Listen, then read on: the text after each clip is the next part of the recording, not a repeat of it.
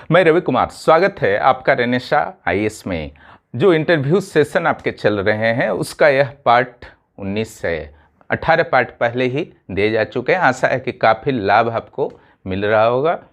और जो भी डायरेक्ट क्लास करना चाहते हैं, जो कि सोम से शुक्रवार तक शाम को 7 बजे चलता है, प्लस जो पीडीएफ प्राप्त करना चाहते हैं, जितने भी यहाँ पर मैंने वीडियो दिए हैं, प्लस इससे बहुत ज़्यादा और भी बहुत सारे अलग अलग तरह के प्रश्नों के उत्तर सहित आपको प्राप्त करना हो, और जीएस के चारों पेपर के, जीएस का जो चारों पेपर आपका मुख्य परीक्षा में है, उनसे संबंधित क्या क्या प्रश्न रह सकते हैं, उसके आदर्श उत्तर क्या हो सकते हैं, इन सारे मटेरियल्स को आपको प्राप्त करना हो, क्लासेस प्राप्त करना हो, तो निश्चित रूप से आप पेड ग्रुप को ज्वाइन करें। मुझे 9661163344 पर मैसेज कर सकते हैं।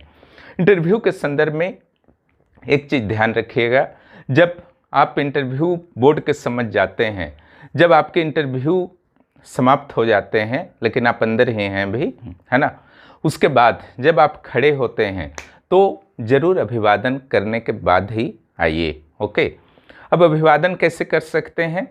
तो एक साथ कंबाइंड भी कर सकते हैं, अलग अलग भी कर सकते हैं, है ना।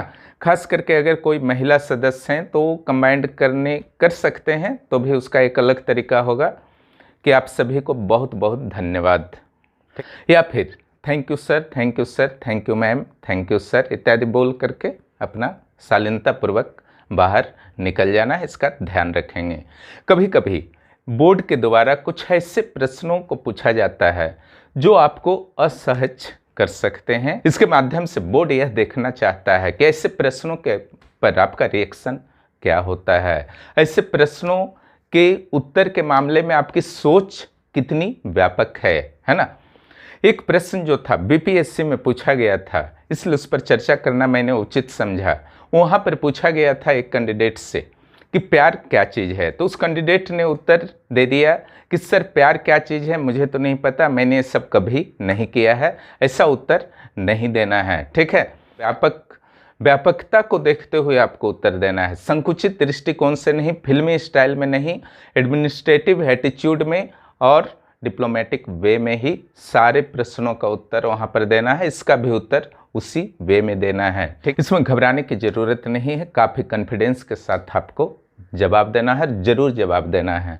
आपको बोलना है कि सर प्यार मानवीय संवेदना का निस्वार्थ और सुखद अनुभूति है। यह मानव के उन भावनात्मक पक्षों को प्रकट करता है जिसका आधार विश्वास होता है। प्रायः संकुचित रूप से यह मान लिया जाता है कि प्यार प्रेमी और प्रेमिका के बीच भावनात्मक संबंधों को ही प्रकट करता है, लेकिन व्यापक रूप से अगर देखा जाए तो यह समाज के प्रत्येक रिश्ते में किसी न किसी रूप में उपस्थित होता है। चाहे यह माता पिता का प्यार हो, या भाई बहन का प्यार हो, या दोस्तों का प्यार हो, है ना, यहाँ तक कि यह ईश्वर के प्रति हमारी भक्ति में भी उपस्थित होता है। प्रकृति जीव जंतुओं के प्रति हमारे जो लगाव होते हैं उसमें भी प्यार की उपस्थिति होती है, ठीक है। इस तरीके से आप डिफाइन कर देंगे तो काफ़ी रहेगा, है ना, कोई दिक्कत नहीं आएगा। किसी भी तरह के प्रश्न आते हैं जरूर उत्तर दीजिए, और ऐसे प्रश्नों का उत्तर देना है तो थोड़ा बहुत तैयारी कर लेने से क्या होता है कि वहाँ पर आप बोलने में सहज फील करते हैं। यहाँ पर मैं कुछ और सलाह देना चाहूँगा। जीवन में अगर प्यार कीजिए तो सबसे पहली शुरुआत जो होनी चाहिए, अपने आप से प्यार करने की शुरुआत होनी चाहिए। इट मीन्स जब आप खुद से प्यार करते हैं तो निश्चित रूप से आप खुद को महत्व देते हैं, खुद पर विश्वास करते हैं, है ना। जब खुद को महत्व देने लगेंगे, खुद पर विश्वास करने लगेंगे, तो निश्चित रूप से लक्ष्यों के प्रति जो आपका उत्साह है, जोश है, वह दोगुने गति से आगे बढ़ेगा। आप एनी हाउ जीवन के लक्ष्यों को प्राप्त करना चाहेंगे। इसका उदाहरण आप विश्व इतिहास में भी देख सकते हैं। पुनर्जागरण क्या है? सिंपल अगर एक लाइन में डिफाइन किया जाए तो निश्चित रूप से मानव ने स्वयं को महत्व देना शुरू कर दिया था, और सिर्फ ये एकमात्र डिसीजन ने यूरोप को कहाँ से कहाँ पहुँचा दिया। वह पूर्वी पश्चिमी दुनिया जो पिछड़ा माना जाता था, पूर्वी दुनिया हमारा देश जो ज्ञानी माना जाता था, वह पिछड़ा दुनिया जो था धीरे धीरे विकास के मार्ग पर चल निकला, है ना, क्योंकि मानव ने स्वयं को महत्व देना शुरू कर दिया। उनके लिए अब उसके लक्ष्य जो थे इम्पोर्टेंट हो गए, है ना। उन्होंने परिश्रम करना शुरू कर दिया, यह भूल गया कि परलोक में क्या होगा, नहीं होगा। ये पहला आपका चर्चा का विषय था। दूसरा जो विषय है हमारा आज, सेक्सुअल एडुकेशन, है ना। ये प्रश्न अक्सर आपके इंटरव्यू में पूछे जाते हैं कि क्या विद्यालयों में सेक्सुअल यौन शिक्षा प्रदान की जानी चाहिए अथवा नहीं, है ना। इस पर काफ़ी वाद विवाद हैं और इस पर भी आपका एक निश्चित मत होना चाहिए। इंटरव्यू में जाने से पहले इसका लाभ आपको निश्चित रूप से प्राप्त होगा।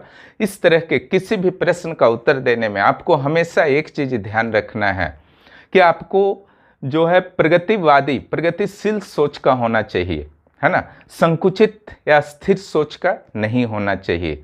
हो सकता है कि कुछ ऐसे मुद्दे हैं, है ना, यौन शिक्षा हो या वेश्यावृत्ति को कानूनी बनाना हो, है ना, कुछ ऐसे मुद्दे हैं जिससे समाज को कुछ नुकसान हो सकते हैं, लेकिन कुछ अगर लाभ भी होते हैं समाज को, समाज के किसी वर्ग को, है ना, तब जो नुकसान वाले पक्ष है, जो भी कुछ भी किसी भी क्षेत्र में नुकसान वाले पक्ष हैं, आपको ये ध्यान रखना है कि उन सारे पक्षों को किस तरीके से हटा दिया जाए, नकारात्मक पक्षों को, ताकि इस तरह के प्रगतिशील कोई भी विचार हैं उनको आगे आप बढ़ा सकते हैं। क्या यौन शिक्षा विद्यालयों में अनिवार्य की जानी चाहिए? क्या सेक्सुअल एडुकेशन को विद्यालयों में अनिवार्य की जानी चाहिए, है ना।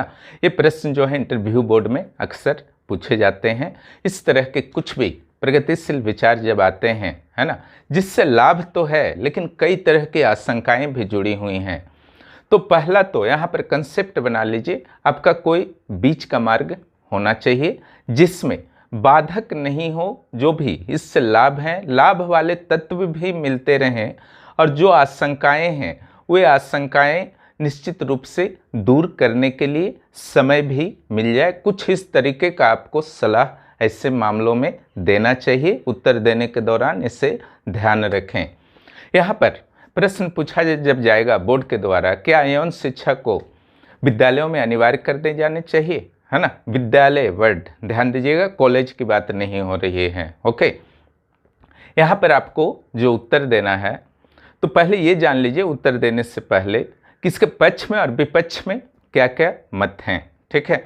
इसके पक्ष में जहाँ तक बात होता है सेक्सुअल एडुकेशन का, कि पहला जो इसका है कि इससे बच्चों में जो बढ़ती उम्र के किशोर हैं उनमें सेक्सुअल मैटर्स के प्रति जानकारी उचित स्रोत से और उचित तरीके से पहुंच पाएगी, जिससे आधी अधूरी जानकारी इधर उधर से जो उनकी इकट्ठा होती है उससे उनका स्वास्थ्य और करियर कभी कभी प्रभावित हो जाता है ना। असमय गर्भधारण की समस्या भी कई बच्चों में उत्पन्न हो जाती है, उससे वे क्या होंगे, पूरी तरह से बच जाएंगे। दूसरा जो इसका बहुत ही बड़ा लाभ होगा कि सेक्सुअली ट्रांसमिटेड डिजीजेस यानी कि STD से वे बच जाएंगे, सुरक्षित रहेंगे, जो उनके जीवन के लिए बहुत खतरनाक कभी कभी सिद्ध हो जाता है। हालांकि ये तो पक्ष के कुछ पॉइंट्स हुए, विपक्ष के अगर पॉइंट्स को देखा जाए, है ना, सेक्सुअल एडुकेशन क्यों नहीं दिया जाना चाहिए, अगर उस बिंदु पर देखा जाए तो निश्चित रूप से पहला जो आपका पॉइंट होगा कि यह कई समाजों में, कई धर्मों में, है ना, कुल मिलाकर के पूरे भारतीय संस्कृति में मान सकते हैं आप, इस तरह की शिक्षा को उचित नहीं माना जाता है। यह धार्मिक मान्यताओं को ठेस पहुंचा सकता है। दूसरा, जो मूल विषय हैं बच्चों के जो भी पढ़ते हैं स्कूल में वर्तमान में, उनकी पढ़ाई बाधित हो सकती है। बच्चों का ध्यान, क्योंकि वो कच्ची उम्र के होते हैं, ऐसे बच्चों का ध्यान जो है मूल विषयों से हट सकता है, तो इसका भी नकारात्मक प्रभाव उसके करियर पर पड़ सकता है। कई अभिभावक गण और समाज के कई प्रबुद्ध लोग भी, है ना, शायद ऐसी शिक्षा को स्वीकार नहीं कर पाए। ऐसी शिक्षा और प्रशिक्षण, है ना, निश्चित रूप से सामान्य शिक्षकों द्वारा दिया जाना संभव नहीं है, और जो भी प्रशिक्षक होंगे वे बाल मनोविज्ञान को समझते हुए, उचित सीमाओं का पालन करते हुए बच्चों को किस तरीके से शिक्षित कर पाएंगे, इस पर भी कई तरह की आशंकाएं व्याप्त हैं, ठीक है। तो ये मैंने बताया आपको पक्ष और विपक्ष में क्या हो सकता है। अब जो उत्तर देना है कि क्या उचित है अब वो पक्ष और विपक्ष में अगर पूछा जाता है बोर्ड के द्वारा तो वही बता दीजिए, लेकिन जब पूछा जाता है क्या उचित है, तो इस स्थिति में जो आपको बताना है कि सर वर्तमान में जो भारतीय संस्कृति और परंपराएं हैं उसके अनुसार यह मुझे उचित प्रतीत नहीं होता, लेकिन मैं व्यक्तिगत तौर पर बच्चों को, किशोरों को सेक्सुअल एडुकेशन के विरोध में नहीं हूँ, के विरुद्ध नहीं हूँ। मेरे विचार से इसके लिए कुछ ऐसा मार्ग अपनाना चाहिए जिससे बच्चों को शिक्षा भी प्राप्त हो जाए, इस संदर्भ में उनकी जागरूकता भी हो जाए और डायरेक्ट बच्चे इसमें इन्वॉल्व भी ना हों। इसके लिए मेरे विचार से प्रत्येक जिले में 5-10 ऐसे अधिकारियों की नियुक्ति होनी चाहिए, ऐसे विशेषज्ञों की, स्पेशली अधिकारी की जगह विशेषज्ञ वर्ड ज़्यादा बेहतर रहेगा। ऐसे विशेषज्ञों की नियुक्ति होनी चाहिए जिन्हें न सिर्फ सेक्सुअल जानकारियां हों, इस संदर्भ में जो समस्याएं उत्पन्न होती हैं उस संदर्भ में वो विशेषज्ञ हों, उनके साथ साथ बाल मनोविज्ञान के क्षेत्र में भी उनकी अच्छी पकड़ हो। इसके बाद जो अगला स्टेप होगा, बच्चों को इस तरीके की शिक्षा डायरेक्ट ना दी जाए, ठीक है, किसी भी बाहरी प्रशिक्षक के द्वारा। ये जो भी विशेषज्ञ अधिकारी गण नियुक्त होंगे डिस्ट्रिक्ट लेवल पर, उनको जो है शिक्षा देना है माता पिता को, बच्चों के अभिभावकों को, है ना। क्या शिक्षा देना है कि बच्चों को किस तरीके से, बढ़ती उम्र के बच्चों को किस तरीके से आप तो ऐसे विशेषज्ञ जो होंगे बच्चों के अभिभावकों के डायरेक्ट कांटेक्ट में रहेंगे और उन्हें जागरूक करेंगे कि बच्चों को सेक्सुअल एडुकेशन के प्रति किस तरीके से जागरूक रखा जाए, समय समय पर उन्हें छोटी छोटी बातों को किस तरीके से समझाया जाए। इसके लिए booklet, social media, webinar, seminar इत्यादि के आयोजन किए जा सकते हैं। इससे बच्चों का एक तरह से सेक्सुअल एडुकेशन भी हो जाएगा और दूसरा बच्चे डायरेक्ट इस तरह के शिक्षण से बच जाएंगे। एक तरह से हर घर के अभिभावक अपने बच्चों के लिए भूमिका तो पहले से ही निभाते आए हैं, लेकिन एक आपका प्लान्ड वे में फिर अपने रोल को अदा कर पाएंगे, तो सरकार का उद्देश्य भी पूरा हो जाएगा और जो भारतीय संस्कृति है ना, उसका भी सम्मान हो सकेगा और इस तरह की समस्याएं, जो भी इसके नकारात्मक पहलू हैं, उससे भी बचा जा सकता है। जहां तक इस तरह के विशेषज्ञों का बात है, वे बच्चों से भी समय समय पर इंटरेक्ट कर सकते हैं। हालांकि यहाँ पर चर्चा का मुद्दा कुछ और रहेगा। इट मीन्स स्वास्थ्य की किस तरीके से रक्षा की जाए, है ना, क्या क्या सावधानियां रखी जाए, ऊपरी स्तर पर इन चीज़ों को समझाया जा सकेगा, तो इस तरीके से उद्देश्य पूरा हो सकता है। तो इस तरीके से सलाह आप दे सकते हैं। चलिए, तीसरा जो आज मुद्दा मैंने चुना है कि चाय वाला, चाय वाली इत्यादि जो है काफ़ी आप देख रहे हैं कि वायरल हो रहे हैं यूट्यूब वीडियो पर। तो क्या शिक्षित युवाओं का इस तरह के कार्यों को अपनाना उचित है या नहीं? ऐसे प्रश्नों के उत्तर में निश्चित रूप से आपको सकारात्मक रहना है।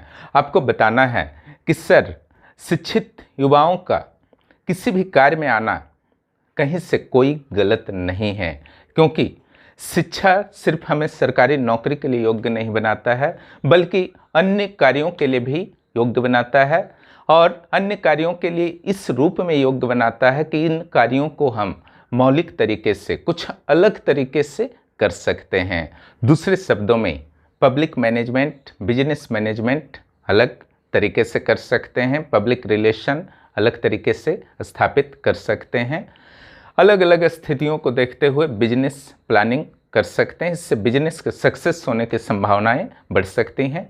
हालांकि ऐसे युवाओं को सरकार के द्वारा भी वित्त और प्रशिक्षण की सुविधा उपलब्ध कराई जा सकती है। देखिए, यहाँ पर पूरक प्रश्न बन सकता है, फिर आप सरकारी सेवा में क्यों आना चाहते हैं? तो यहाँ पर सिंपल जवाब आपको देना है कि सर, मैंने कहा कि शिक्षा हमें न सिर्फ सरकारी सेवा के लिए योग्य बनाता है, बल्कि अन्य कार्यों के लिए भी समान रूप से योग्य बनाता है। निश्चित रूप से सरकारी सेवा में शिक्षित युवाओं को ही महत्व दिया जाता है, अशिक्षित युवाओं को नहीं। देश के प्रति अपने कर्तव्य के निर्वहन हेतु प्रत्येक शिक्षित युवा का कर्तव्य है कि वह सरकारी सेवा में आने का प्रयास करे। जहाँ तक मेरा मामला है, तो मैंने सरकारी सेवा को अन्य कार्यों के अपेक्षा प्राथमिकता की सूची में रखा है, इसलिए मैं सरकारी सेवा में आना चाहता हूं, है ना। तो इस तरीके से आप उत्तर दे सकते हैं। इन्हीं मुद्दों पर आज चर्चा करना था। आशा है कि आपको इंटरव्यू के प्रोग्राम से काफ़ी लाभ हो रहे होंगे। 11वें जेपीएससी के पीटी मेंस के लिए जो भी जुड़ना चाहते हैं आप जुड़ सकते हैं। वहाँ पर रेगुलर टेस्ट हो रहे हैं, प्रतिदिन टेस्ट हो रहे हैं। अभी सही समय है आंसर राइटिंग करने का। 11वीं जीपीएससी के प्रीलिम्स सेक्शन में भी आपके क्लासेस चल रहे हैं, उसका भी लाभ उठाएं ताकि प्रीलिम्स में आपको किसी भी तरह की समस्या का सामना ना करना पड़े। जैसे सीजीएल का पेपर 3 जिनको तैयारी करना है और वहाँ पर रेगुलर टेस्ट के भी आयोजन होते हैं, इसका भी आप लाभ उठा सकते हैं। ही नहीं, जिन्होंने बीएसएससी सीजीएल भरा है वे भी ज्वाइन कर सकते हैं। उनके लिए जो एक्स्ट्रा नोट्स है बीएसएससी सीजीएल वाले ग्रुप में ही उपलब्ध कराया जाएगा। बिहार और बिहार समसामयिकी, बिहार का समान ज्ञान और समसामयिकी। जो भी इस चैनल पर नए हैं चैनल को सब्सक्राइब कीजिए और दोस्तों को ज़रूर बताइए। बहुत बहुत धन्यवाद।